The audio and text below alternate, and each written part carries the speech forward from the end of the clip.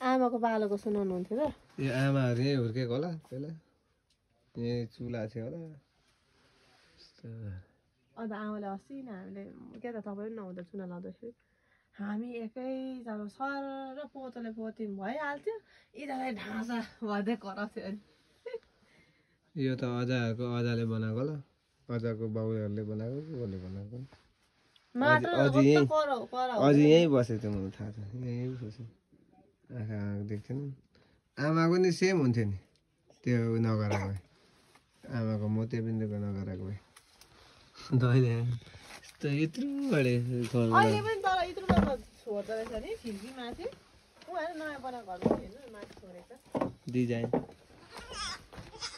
यहाँ टिन टिनमा लाग्ला भनेको भत के छ अब चाहिँ भत के छ सडक यता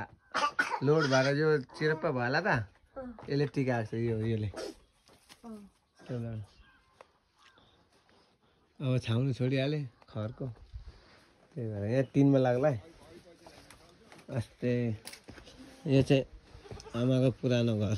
आमाहरू जन्मेको यहाँ अरे तर यो पछि बनाएको अरे यस्तै भत्केर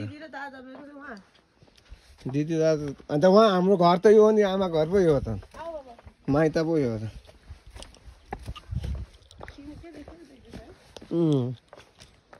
यो मामाले बनाएको आमाहरू यहीँ जन्मेको तर यो पहिलाको घर चाहिँ भत्काएर फेरि यो पछाडि बनाएको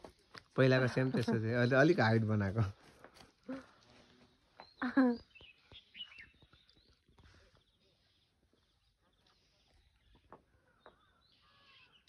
आमा कहाँ भयो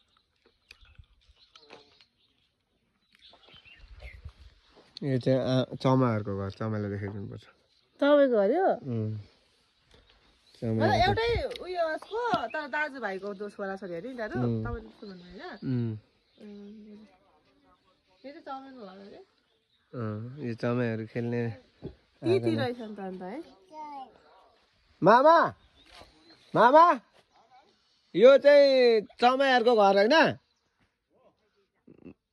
माइला माइला तपाईँको माइला बाउको चमाईको घर आइहाल्छ नि त्यहाँ देवी मन्दिर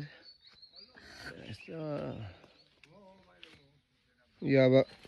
यो माइला बाउले बनाएको कि माइला बाउको बाउले बनाएको